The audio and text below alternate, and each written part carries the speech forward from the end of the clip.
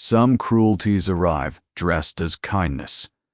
The unkindest thing you can do to a living soul is to make them a debt, a thing owed and grudged, kept for duty, and never once chosen.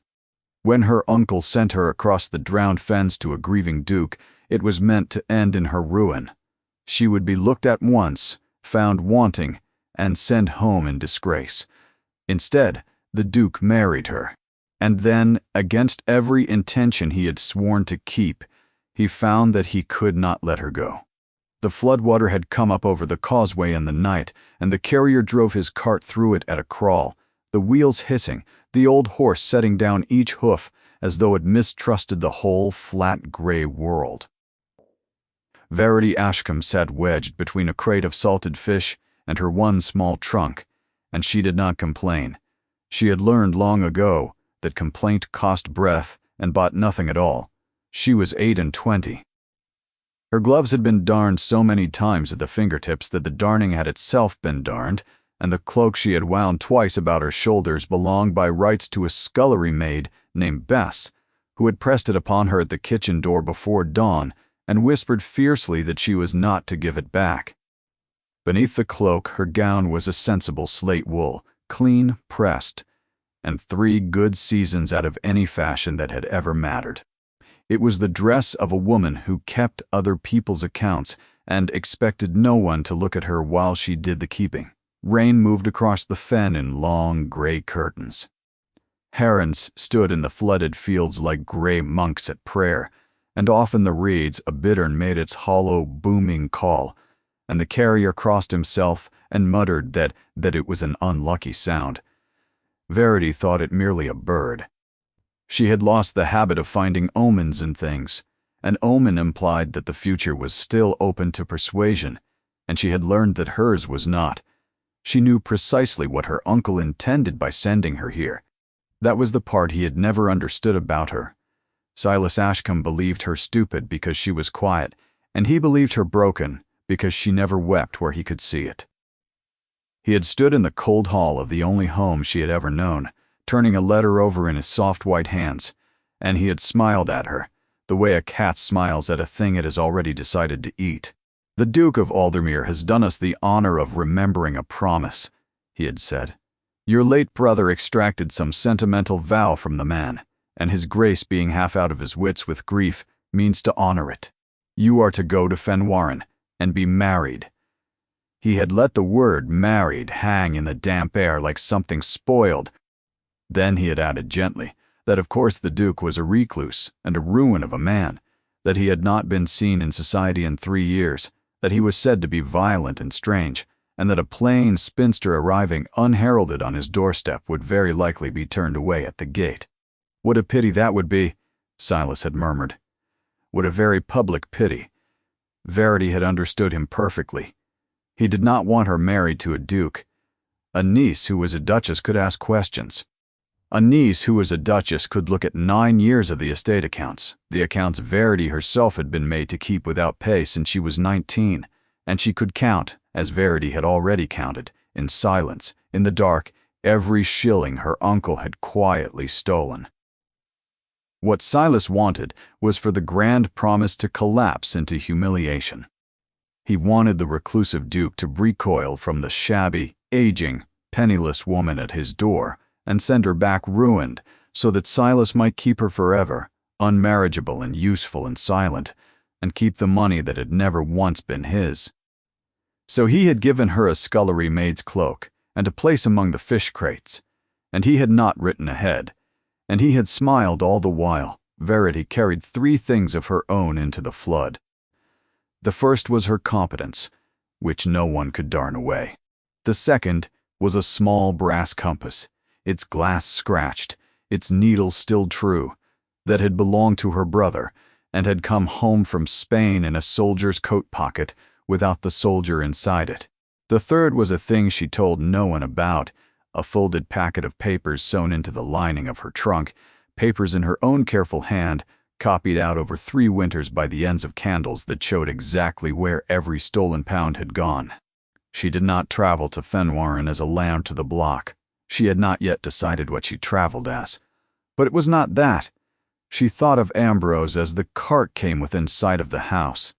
He had been 4 years older, loud where she was quiet, reckless where she was careful, and the only creature on earth who had ever looked at her silence as though it were a kind of strength rather than a defect. When their parents died, he had held her hand at the graveside and promised her she would never be alone. Then the war had wanted him, and he had gone laughing, and he had not kept the promise, because the dead keep no promises, and she had been left alone in Silas Ashcombe's house with a ledger and a lie.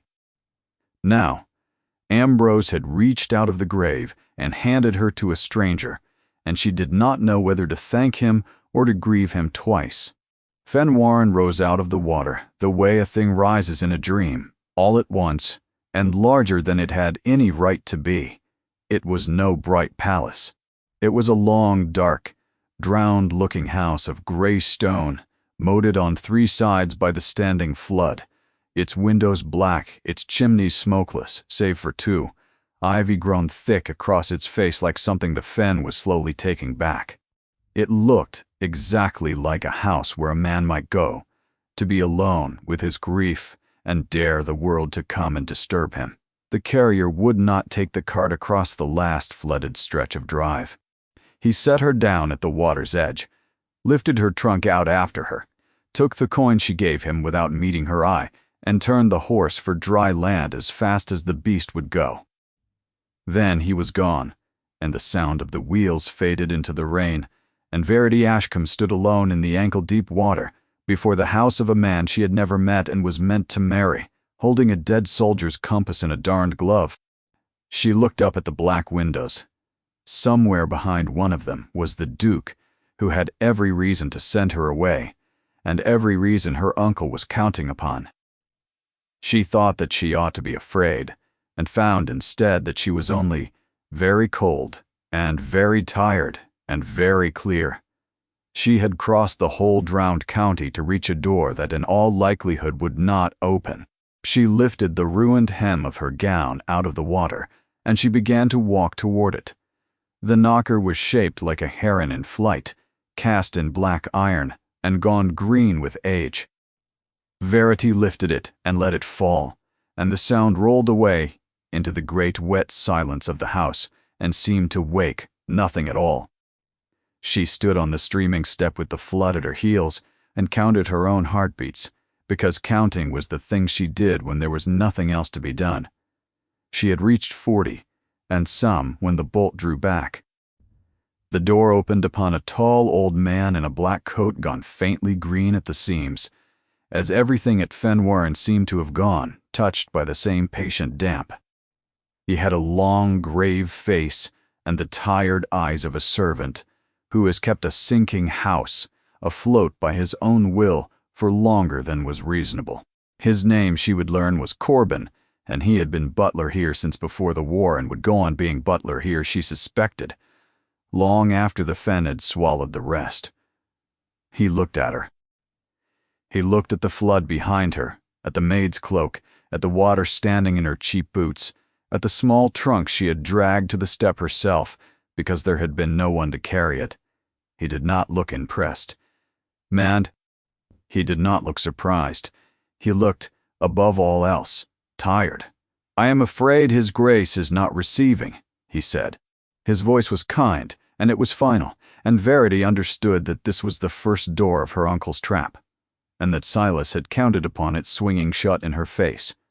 "I have not come to be received," she said. Her own voice came rough from a day of silence, but it did not shake. "I have come to be married. My name is Verity Ashcombe. I am the sister of Lieutenant Ambrose Ashcombe, who died in Spain, and the Duke, I am told, made him a promise. If His Grace does not wish to keep it, then let him tell me so with his own mouth, and I will go. But I have crossed the whole drowned fen to hear him say it, and I will not be turned from the step by a knocker and a closed door. I would sooner stand on this doorstep until morning than be turned away by a servant and a closed door. So, you may fetch him, or you may leave me here on the step to shame the hospitality of the house, but you will not send me back into the rain unheard. Something moved in the old man's tired face. It was not quite a smile. It was the ghost of the memory of one. He stood back from the door. "Wait here, Miss Ashcombe," he said, and the way he set down the name was careful, as though he had been handed a thing he had not expected ever to hold again. He was gone a long while. Verity stepped just within, into a cavernous stone hall lit by a single branch of candles, and she went no further, and she did not sit, because no one had told her she might, and she had spent 10 years learning exactly how much room a woman like her was permitted in another person's house. Water ran off her cloak and pooled on the flags. A great gray shape lifted its head from before the cold hearth and regarded her out of ancient yellow eyes. It was an enormous deerhound, grizzled about the muzzle, so old that the mere act of standing seemed to cost it dearly. It did not bark. It only studied her a while, decided something in her favor, and lowered its head again with a sigh that shook its whole gaunt frame. Wolsey, a voice would call it later, and the name would suit the old creature's mournful dignity exactly. Corbin returned. He carried no tray of polite regrets. He said only, "This way," and he took up her trunk himself before she could prevent him, and he carried it as though it were a thing of value, and she followed him down a long corridor hung with the portraits of people who had all, she thought, been dead a very great while. He opened a door and said, "Into the room beyond, Miss Ashcombe, Your Grace." The room was a library, dim and enormous, walled floor to ceiling in books, and warm at last with a real fire. And, rising from a chair beside that fire, unfolding to a height that seemed to go on too long, was the Duke of Aldermere. She had been told to expect a monster. She had prepared herself for coldness, for a curled lip, for the flat and killing indifference of a great man who looks at a small woman and finds her beneath his notice. She had built her armor the whole long way across the fen, and she stood behind it now and waited for the blow to fall. He was perhaps 35, dark and marked. A scar ran silver from his left brow up into his hair, and he held his head at a slight angle, because the ear on that side had been half deafened by the same blast that gave him the scar. He was not a beautiful man. He looked like a man who had been broken and had set his own bones badly and gone on walking regardless. His eyes were a dark gray, the exact gray of the flood outside, and they moved over her, the ruined boots, the borrowed cloak, the water in her hair, and she braced and waited for his face to close against her. It did not close, it opened. He crossed the room to her. He did not halt at the proper distance a duke keeps from a stranger. He came close, and he looked down at her with something she had no armor at all against, because she had never once in her life been shown it by a person of any consequence. He looked at her as though she were the answer to a question he had been asking in the dark for 3 years.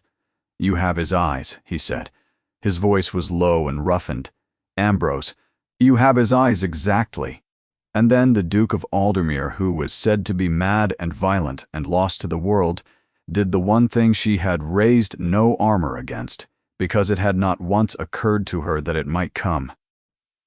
He reached past her to the chair he had risen from, and he took from its back the thick wool blanket that had been warming there before the flames, and with his own scarred hands he settled it about her shoulders, over the sodden maid's cloak, gently, the way a man wraps a thing that matters to him. Then he bowed, not the shallow nod a great man spares a poor relation. He bowed low and grave over her cold darned hand, as though she were the one who did him the honor merely by standing in his house. "Forgive me," he said, straightening. "I have kept Ambrose's sister standing in wet clothes by my own door. He would never have forgiven me for it, and he would have been right not to. Come to the fire, Miss Ashcombe. You are frozen through, and we have a great deal to say to one another, and none of it can be sensibly said while you are shivering." Verity Ashcombe stood in the warmth of a dead man's friend's fire, wrapped in a blanket that smelled of wood smoke and old dog, and felt the armor she had carried the whole long way across the fen crack cleanly down its middle, because in 10 long years no one with the power to spare her a single unkindness had ever once troubled to try. They gave her a room in the east wing that night, and a supper on a tray, and a fire kept high, and for the first time in longer than she could remember, Verity Ashcombe slept without one ear open for a bell. In the morning, the flood had begun to draw back off the drive, leaving the world scoured and shining. A grave woman with a spine like a fire iron, the housekeeper, Mrs. Threlfall, brought her a gown of grey silk that had been aired and let out at the seams to fit her, and said only that His Grace requested the pleasure of her company in the library when she was ready, and that there was no hurry in the world, and that Miss Ashcombe was to eat the whole of the breakfast on the tray and not leave the toast as though she were being polite about it. The Duke was at the long table by the window when she came, and he rose, and this time she let him, and she sat in the chair he offered, and neither of them made a thing of it, and that too was a kind of mercy she had not known to expect. "I will not insult you with a courtship," he said once Mrs. Threlfall had gone. "You are far too sensible for it, and so am I, and we have neither of us the years to squander. So I will tell you the plain truth of the matter, and you will tell me yours, and together we will decide what is to be done. Is that agreeable to you?" "It is the first agreeable thing anyone has offered me in some time," Verity said. "Say it plainly, then." He turned the compass over in his fingers as he spoke, her brother's compass, which she had left upon the table between them without quite knowing why, and she understood that he had known it at once, and that the weight of it in his hand steadied him. "Your brother and I served together," he said. "He was under my command, and he became my friend, which is a thing that seldom survives the first. But ours did. At the breach, in the winter, a shell came down among us. It took my hearing on this side, and a great deal else besides. And it took Ambrose entirely, and it ought, by every right, to have taken me in his place. And there is not a morning I wake that I do not know it. Before he died, he asked 2 promises of me. The first was that I would see you safe out of your uncle's hands, for he had come at the very end to understand what manner of man Silas Ashcombe truly is. The second thing he asked of me, I will tell you in its proper time, and not before, because I gave my word upon that as well, and my word is the only unbroken thing I carried home out of Spain." Verity sat very still. Then she said, "You mean to marry me because a dying man asked it of you." "I mean to marry you," he said, "because a title is the one wall in England your uncle cannot climb. He governs you now because you are an unmarried woman in his keeping, and the law hands him your person and your fortune both, and has the gall to call it care. A spinster he may command. A duchess he may not so much as write to without her leave. As my wife you are wholly beyond him. He may rage in Bath until he is hoarse and no soul will heed him. That is what I offer you. My name, and every wall the name defends. It is a transaction, plainly said. I will not pretend to you that it is more, and I will not ask of you anything a marriage of that kind does not require. You shall have your own rooms, your own income, the freedom of this house and every book in it, and no claim upon your person that you do not freely choose to grant. In return, you give me the peace of a promise kept, and you keep your brother's sister out of the hands of a thief." It was, Verity thought, the coldest proposal ever spoken aloud, and it was at the same moment the warmest thing that had ever been offered to her. And both of these were entirely true, and neither one cancelled the other. "Now," she said, "you have given me your plain truth. Here is mine." She reached into the pocket of the gray silk gown and laid upon the table beside the compass the folded packet of papers she had cut that morning from the lining of her trunk. "My uncle believes he sent a helpless woman across the fen to be humiliated and returned to him broken. He is wrong on every count but one. I am not helpless, your grace. I kept the accounts of my brother's estate for 9 years without a shilling of wage, because my uncle found it cheaper than an honest steward, and because he believed a woman would never truly understand what she was setting down. She understood every line. These are copies, in my own hand, of 9 years of theft. I know where the money went. I know the names of the men to whom he sold my brother's timber, and my brother's grain, and my brother's good name. And I have known for 3 winters, and I have been able to do precisely nothing, because a spinster who accuses her guardian is called hysterical and put away quietly for her health. She lifted her chin and met his flood-gray eyes without a tremor. So do not imagine you are rescuing a lamb, she said. I did not come here to be saved. I came here to be given the one thing I have never in my life possessed, which is standing. Marry me, and I am no lamb, your grace. I am a witness. Marry me. And together we shall not merely set me beyond my uncle's reach. We shall ruin him utterly. For a long moment the Duke of Aldemir said nothing at all. And then that broken, badly mended face did a thing she had not yet seen it do. It smiled slowly, and the smile changed everything about him, and she caught within it the ghost of the laughing, reckless boy. Her brother must once have loved Miss Ashcombe, he said softly.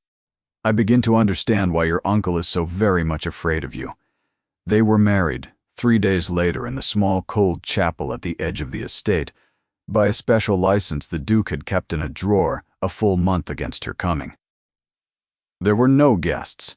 Corbin stood as witness, and Mrs. Threlfall held her flowers, a fistful of the only living thing that would bloom in the drowned March garden, and old Wolsey lay across the chapel door as though he had appointed himself its guard. Verity wore the grey silk. She did not wear white, and she did not weep. And when the vicar put the question to her, she answered it in a clear and steady voice that carried to the very back of the empty pews. The Duke, whose name was Alaric Verinder, and who had not heard it spoken with any tenderness in longer than he cared to count, made himself a private and solemn vow beneath the spoken one. He would keep the letter of this bargain, and not one word of its spirit. He would give this brave and cold and clever woman his name and his protection and the whole freedom of his house, and he would give her nothing whatever of himself, because the self he had brought home from Spain was a ruin fit for no one's keeping, and because everyone he had ever let close had contrived, sooner or later, to die of it. He would not. He swore it silently over her ungloved hand, and he would not permit himself to want her. It was of every promise made within that chapel, the one that would prove wholly impossible to keep. The rains kept on for a week and then a second, and Verity Ashcombe learned the shape of her new life the way she had learned everything worth knowing, by watching and by keeping quiet until she understood. She had expected at Fenwarn a grander version of her uncle's house, which was to say a place where she would be tolerated exactly so long as she was useful and invisible in equal measure. She found instead a house that had simply stopped fighting. Half its rooms stood shut and shrouded in holland cloth. Damp climbed the walls of the others in slow brown tides.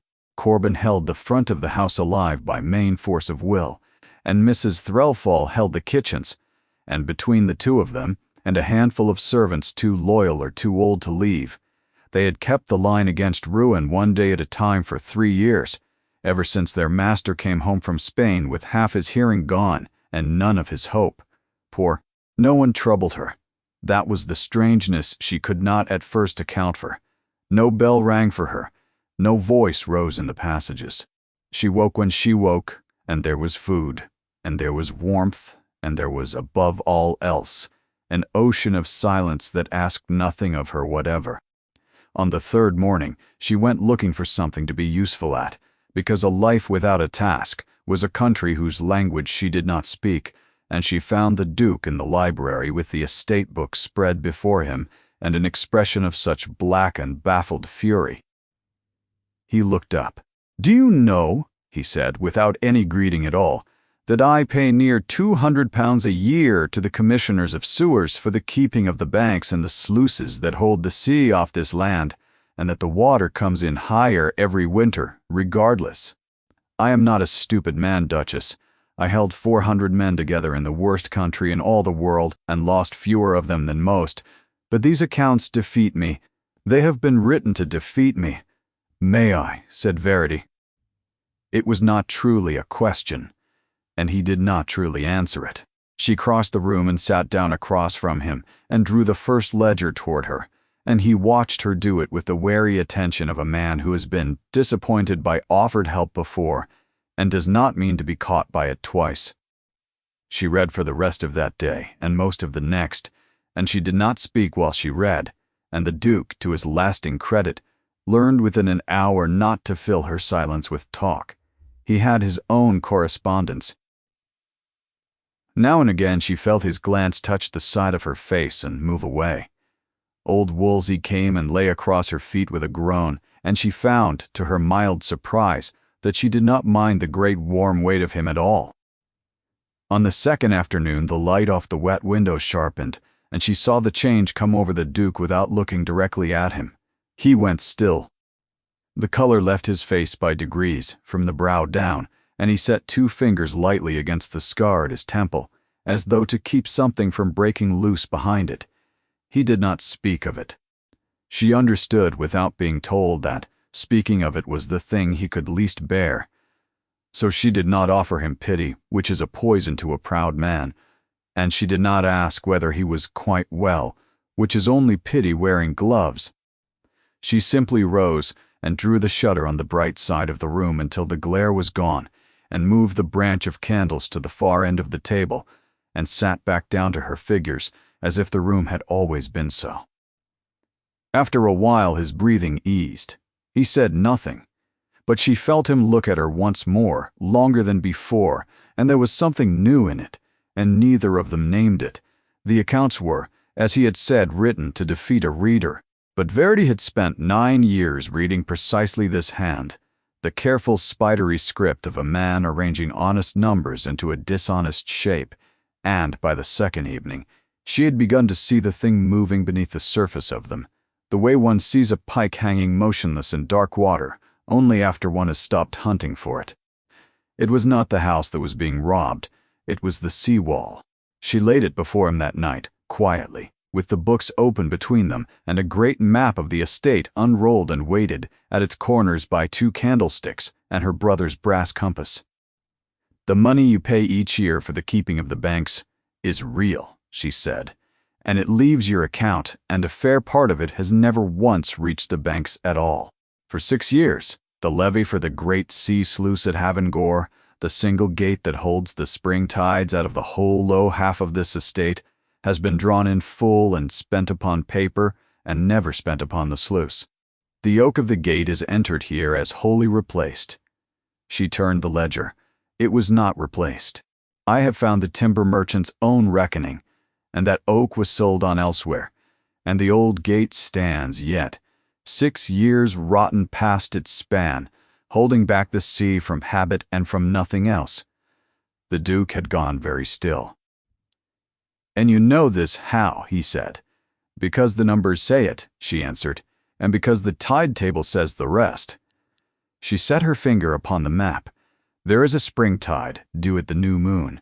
That is 9 days from now. It will be the highest water of the whole year, and the wind has sat in the northeast a fortnight, which piles the sea against this coast, like a fist against a door. A sound gate would hold it. That gate will not. When it fails, and it will fail, the sea comes through here, and it does not stop until it reaches the rise this house stands upon, and every farm and every soul on the low ground between lies directly in its road." She looked up at him. His gray eyes had gone strange and fixed upon the map. "I have been your wife a fortnight, your grace," she said. "You have no earthly reason to take my word over the commissioners of sewers and the agent you put in the ground last spring. But if you do nothing, in 9 days this house will stand an island in a drowned country, and the drowning will have your tenants inside it." For a while there was no sound but the rain against the glass and the old dog breathing on the hearth. Then the Duke of Aldermere rose and crossed to the bell and pulled it hard enough that Corbin came at something very near a run, and Verity understood, with a lurch she could not have named, that he had believed her, wholly and at once, and that the believing had cost him not 1 moment's struggle. She did not know what to do with that. No one in 28 years had ever simply believed her, and here was a man who had known her 9 days, doing it as easily as breathing. They had 9 days, and the Duke gave her all of them, and every hand and cart and shilling the estate could raise. There was no time to rebuild the rotten gate at Havengor. Verity had known that before she ever brought him the map. What could be done in 9 days was a second thing, and it was hers entirely. Behind the failing sluice across the throat of the low ground, she set them to raising a catchbank, a long curving wall of earth and clay, and driven stakes, sighted exactly where her figure said the water would spend its first and worst fury. "Let the old gate go," she said. "We do not fight the sea at the wall. We let it in a little way, and we break its back on ground of our own choosing." The tenants did not like taking their orders from a woman, and they liked it less for her being a stranger and a duchess of 9 days' standing. But she went out among them, in stout boots and Bess's old cloak, and she did not command from the dry, and she knew the fall of their land better than they did, because she had read it in numbers before she ever saw it in mud. And by the 3rd day the grumbling had worn down to something grudging, and then to something that was very nearly trust. The Duke worked beside them in his shirt sleeves, the scar stark on his brow, translating her calculations into the plain language of muscle, and turning her quiet certainty into their labor. The two of them made, between them, a strange and unexpected machine, and it worked. The tide came on the 9th night, as she had said it would. It came in the dark, on a screaming northeast wind, and it came with the whole gray weight of the German Ocean behind it. They heard the old Havengor gate give way near midnight, a long tearing groan, and then a boom that carried over the storm, and a man cried out that the sea was through. And it was. It came up the low ground in the lantern light exactly where her finger had rested upon the map, a black, shining wall of water sliding fast across the fields, and it struck the catch bank precisely where she had set it to be struck. The bank held, it heaved, and it wept water at its foot, and in one place it began to slump, and every soul on it worked through that howling night like men possessed, shoulder to shoulder in the freezing dark, packing clay, and driving stakes and heaving sodden faggots into the weak place while the sea threw itself at them again and again. Verity stood on the bank with a lantern, and read the water the way she read a ledger, and where she pointed, they mended, and the bank held. There came an hour, the blackest of the night, when the Duke went down. She saw it before anyone, saw the storm's falling weather reach into the old wound in his skull and take him at the knees, saw him grip a stake and bow his head and go gray as ash. She was at his side in a moment. She did not cry out for help, which would have shamed him before his own men, and undone him worse than the pain. She put her mouth close to his good ear, and she said low and steady, "You are not permitted to fall down and be interesting just now. There is a slump forming at the 3rd stake, and I need a man who can lift. Give me 2 minutes of your back, and you may faint into the mud with my blessing afterward." And something in the flat plain ordinariness of it, the sheer refusal to grieve over him, gave him a rail to grip, and he gripped it, and he lifted, and he did not fall. The gray light came up over a drowned but living country.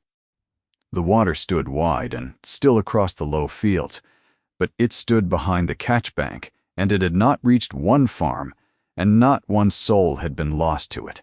The tenants leaned on their tools in the wet dawn and looked at the water that had not killed them, and then, one by one, they looked at the small, mud-caked woman who had told them exactly where to stand.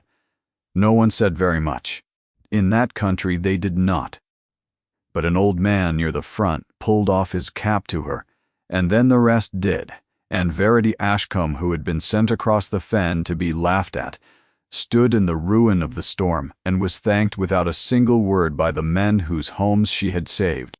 The Duke did not take off his hat, because he was not wearing one, and because what he was feeling had gone somewhere past the reach of gestures.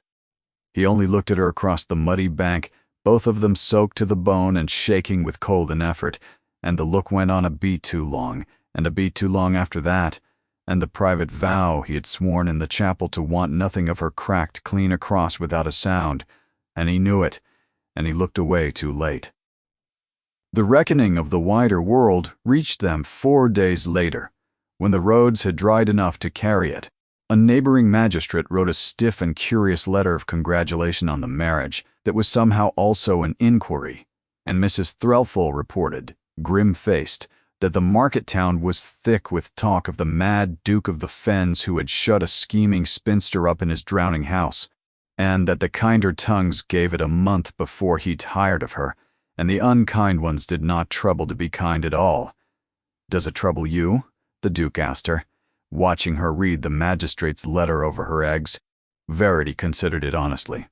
"A name," she said at last, "is a coat that other people cut for you, and I stopped long ago wearing coats that were cut to make me ugly. Let them talk in the town. Talk did not raise that bank, and talk will not hold the next tide, and I find I have entirely lost my appetite for the opinions of men who were dry in their beds while we were in the water." She set the letter down. "I am not troubled, Your Grace. I am occupied." He might have said something then. She saw him decide not to, and swallow it, and she did not press. It was the next post that changed everything. Corbin brought it in on the silver tray gone black with age, one letter set apart from the rest, thick and sealed, with a wax she knew, and directed in the copper plate of a London solicitor. Verity opened it and read it once, and her face did not change because she had trained it long ago not to. But her hand, when she set the paper down, was not quite steady. "My uncle," she said, "does not mean to send for me again. He means to unmake the marriage instead. His solicitor gives notice that he will petition the court for a commission of lunacy against you, Your Grace. He means to have you examined and declared of unsound mind, mad from your wound, and the marriage of a madman set aside as no marriage at all. And then he will have me back, a wife of no one, discredited past all mending, and every word I might ever say against him will be the raving of a woman who married a lunatic in a bog." She looked up, and for the first time since she had come to Fenwarren, she saw the old wound in his face laid bare, because her uncle had found, with a thief's unerring instinct, the one accusation in all of England that the Duke of Aldermere was least able to bear. The emissary came on a bright, hard morning with the drive at last dried out beneath his wheels. He came in a hired chaise, polished to a painful gloss, and he descended from it with the care of a man who does not wish to spoil his boots, and Verity, watching from the library window, knew him before Corbin ever announced him. Neville Crome had been her uncle's creature for as long as she could remember, a soft, nervous man who dressed a full 10 years younger than his age, and wore his collars so high and so stiff that he could not turn his head without turning his whole body, so that he went through the world in a series of careful rotations like a weathercock.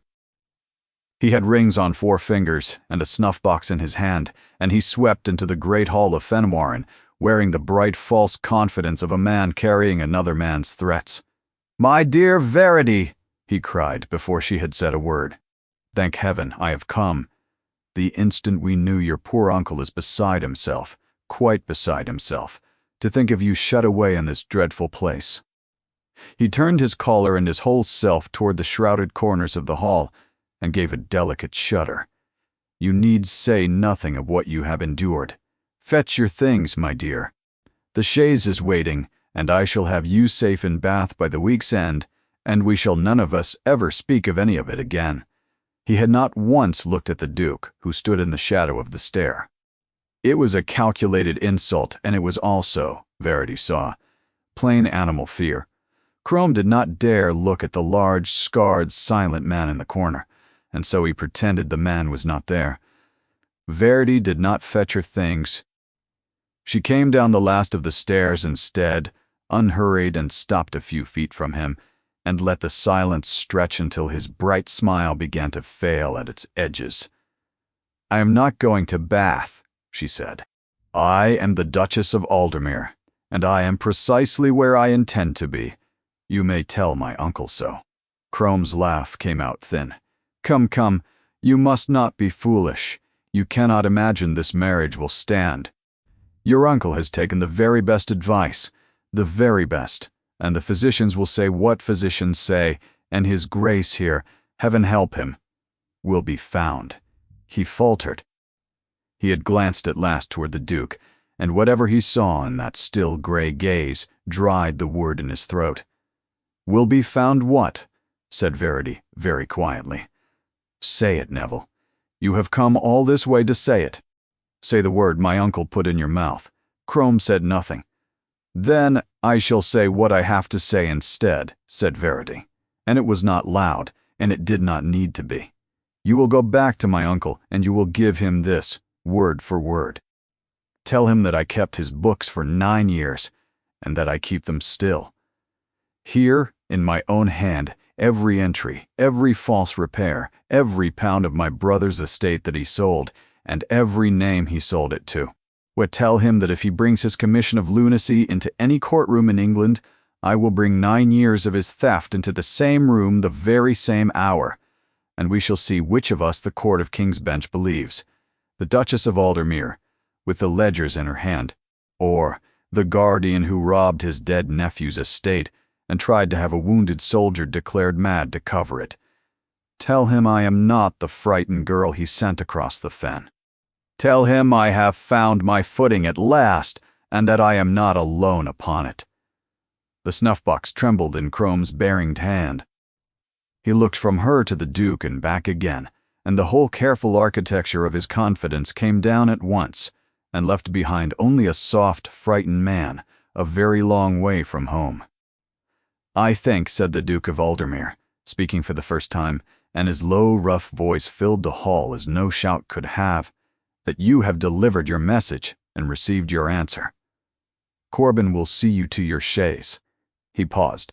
Old Wolsey had risen from the hearth at the sound of his master's voice, and now stood swaying on his ancient legs, regarding the visitor with mild and roomy interest. "I would not linger over your farewells," the Duke added.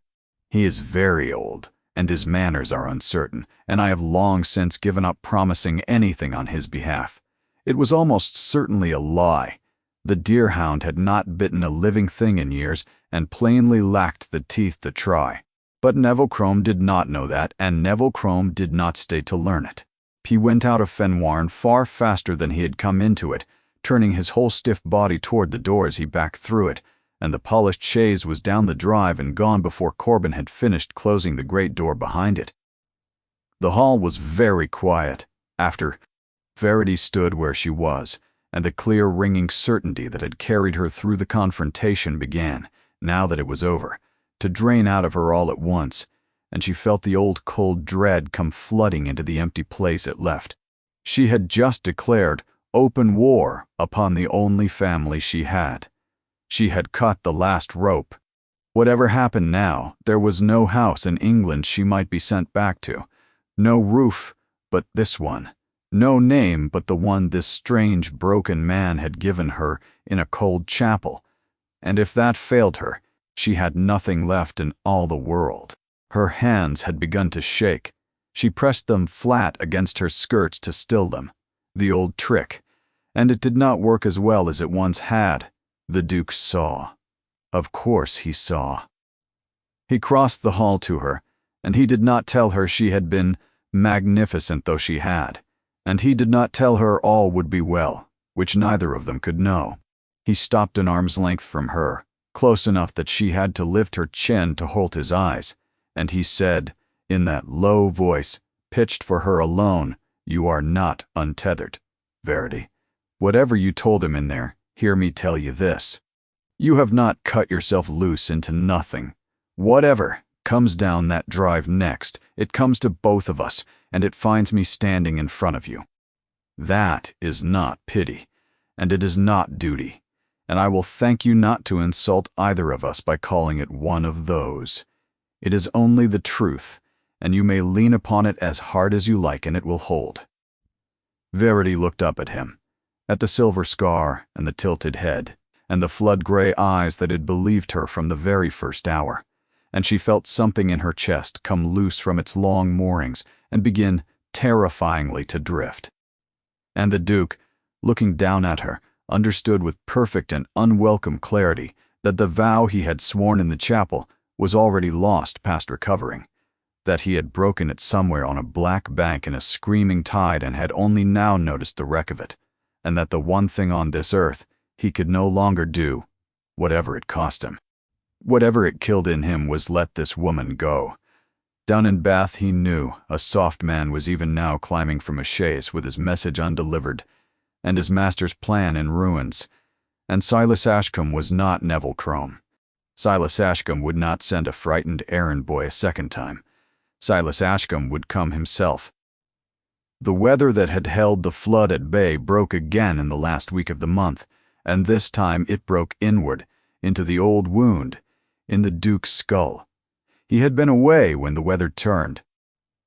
In the last dry days he had ridden out at dawn without ceremony, saying only that he had business in Lynn and in Ely and in Cambridge, and would be back before the water rose, and he had taken with him the list of names Verity had given him on their first morning together. He had come home 3 days later, gray and short and grimmer than he went, and he would say nothing of what he had done, and she had not pressed him because she had learned that a man of his sort tells you his victories in his own time or not at all. Verity had learned by now to read the signs of it the way she read the sky over the fen. She saw it in how he had begun to hold his head, in the care he took suddenly with the light, in a certain flatness that came into his voice when the pressure fell and the pain began its slow climb behind his eyes. He bore it in silence, and he bore it alone, because that was the only way he had ever been taught, and she had let him, because a proud man's dignity is his own, to spend as he pleases. But on the third night of falling weather, Corbin came to her door with a candle and a grave face, and said only that his grace was very bad, and that he did not know what to do, and had not known what to do for 3 years, and would her grace come. She came. The Duke was in his room with every candle snuffed and the curtains drawn against a moon that was not even shining, and he lay with one arm flung across his eyes, and he was not far from the place past which a man can no longer keep silent. He heard her step and said, through his teeth, "Get out, Corbin. I will not be looked at like this." "It is not Corbin," said Verity, "and I have not come to look at you. I have come to be useful, which is another thing entirely, and you know the difference as well as I do." She did not wait for his leave. She had learned that waiting for leave, with this man in this state, was only a way of making him spend strength he did not have on saying yes. She went first to the window and pinned her own shawl across the last gray seam of light, until the room was wholly dark, dark as the inside of a closed hand, because she had watched him flinch from brightness and had reasoned the rest. Then she found the ewer by touch, and wetted a cloth in the cold water, and wrung it, and came to the bed. "Lift your arm," she said quietly. He did, after a moment. She laid the cold cloth across his brow and his closed eyes, and she heard the breath go out of him at the shock and the relief of it. Then she sat on the edge of the bed behind his head, and she set the pads of her thumbs at the base of his skull where the great knots of pain gather in a man, and she pressed, slow and firm and even, the way she had once pressed the ache out of her own father's neck in another life, and she did not say a word, and she did not sigh, and she did not once let him feel that she pitied him, because pity would have been the cruelest thing she owned, and she had never in her life been cruel to anyone who did not first earn it. For a long time there was only the dark, and the cold cloth, and the slow patient work of her hands, and the storm walking on the roof. And then, because the dark unlocks men as nothing in the daylight ever can, he began to speak. "I could not reach him," the Duke said. His voice came low and strange out of the blackness, stripped of all its armor. "When the shell came down, I was thrown clear, and Ambrose was not. And by the time I crawled to him, the thing was already done, and I could not undo it. I could only hold him as he went, and listen. He asked me for the promises then. He was not afraid. That is the part I cannot forgive. He was not afraid for himself at all. He spent the last of his breath being afraid for you. And I have wondered every day since why the shell chose him and spared me, him with a sister who needed him and a whole life waiting, and me with nothing and no one, and I have never once found an answer I could live beside." Verity kept her thumbs moving, slow and even, and she let the silence hold him, and when she judged the moment right, she gave him, in exchange, the thing she had never given anyone. "I will tell you what he was afraid of," she said. "He was afraid I would become a debt." She felt him go still beneath her hands. "That is the whole of my story, Your Grace, and it is not a long one. After my mother and father died, and Ambrose went for a soldier, I became the thing that kept my uncle's house running, and no one ever chose me.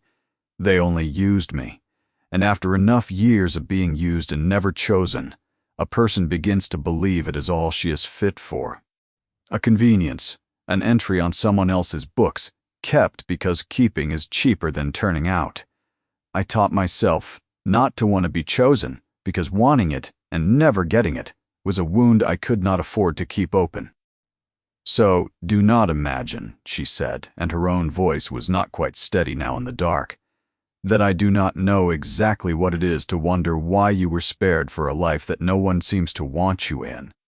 The cold cloth had gone warm beneath her hand. She did not move to change it, neither of them for a moment moved at all. Then the Duke reached up in the darkness and found her wrist and held it, not to stop her, only to hold it. "There is a thing I have not told you," he said. "The second promise. I said I would give it to you in its proper time, and I think its proper time is now, in the dark, where neither of us has to watch the other's face." He drew a breath. "Your brother did not merely ask me to protect you, Verity. He asked me to marry you. Those were his words, not my invention. And he bound that second promise about with two conditions. The first, that I settle money upon you, your own, in trust, beyond my reach and beyond any man's, enough that you should never again in your life depend upon the goodwill of a soul who might withdraw it. The second, that I never tell you it had been his dying wish, so that you should never think yourself a thing bequeathed, a parcel handed on, because he said you had been handed on too many times already, and it had near hollowed you out." He was quiet a moment. "I did the first thing before ever you came. The money is settled. It has been yours since the day we married. You are, this hour, the freest woman in this county. You may leave Fenwarren tomorrow, and live wherever and however you please. And I could not prevent you, and I would not try. And I am breaking that last promise to him now on purpose, and telling you the whole of it, and here is why. Because I will not have you stay one more hour in this house believing you are a debt I am paying to a dead man. You are not. Whatever I feel for you now, and I feel a very great deal, has nothing to do with Ambrose, and nothing to do with any promise. And it began somewhere on a black bank in a rising tide, and I have not been able to stop it since. So I am giving you the door, Verity. I am putting the key to it in your own hand. Stay or go. But whatever you do, do it as a woman who was chosen and is choosing, and never once again as a thing that is owed." In the dark, Verity Ascombe found that she was weeping, silently, the way she had taught herself to do everything, and that for the first time in more years than she could count, the weeping did not frighten her. She lifted the warm cloth from his eyes. She could see nothing of him in that blackness, and she did not need to. "Cole, Alaric," she said, and it was the first time she had used his name, and she felt him startle at it as though she had touched a wound and found it healed. "I have spent my whole life being kept. I do not want to be kept." She leaned down toward the sound of his breathing. "But I find that I should very much like for once to stay." And in the dark, with the storm still walking overhead, she kissed him, and he kissed her back, as though she were the shore and he had been a very long time at sea, and the last of the charade between them came quietly and completely apart, and neither of them mourned it. It was some while later, and the pain in his skull had loosened its grip, and they were sitting together in the dark, speaking low of nothing very much, when the knock came at the door. It was Corbin, and his voice through the wood was tight and careful, and it carried a warning in it. "Forgive me, Your Grace," he said. "There is a carriage on the drive. Mr. Silas Ashcombe has come, and he says he will not wait until morning, and he has brought a physician with him." Silas Ashcombe came into the library of Finwarren, the way cold comes under a door, quietly, and everywhere at once. He was not a loud man. That was the thing Verity had always tried to make the Duke understand about him, and understood now that no telling could convey. Her uncle was soft-spoken and unhurried and immaculate, and he smiled a great deal, and the smiling never once reached the flat, still eyes above it. He came in out of the night in a coat of dark superfine, drawing off his gloves finger by finger, and behind him came a narrow, nervous man in black, with a leather case, the physician, who could not meet anyone's eye. Silas looked about the shabby grand room with the mild interest of a man pricing a house he expects soon to own. "Verity," he said pleasantly, "you look almost well. Country air, I suppose." He turned his smile upon the Duke. "Your Grace, forgive the hour. These matters are so much kinder settled. Quietly, in private, among family, before the lawyers and the newspapers make them ugly. I have brought Dr. Pellew, who is very eminent and very discreet, and who need only satisfy himself of one small question, tonight, and then we may all be spared a great deal of unpleasantness." "The question of my sanity," said the Duke. He had not risen.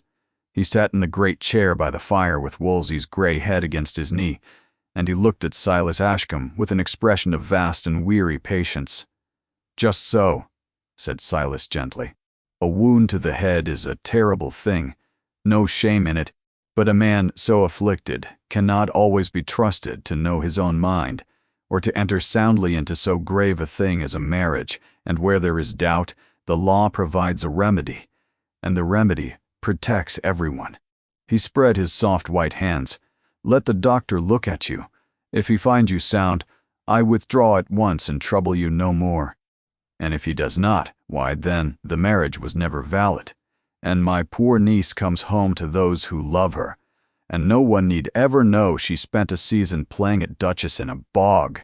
He had come, Verity understood, entirely certain of the ending. He had always been certain of endings. It was what had made him so terrible for so long.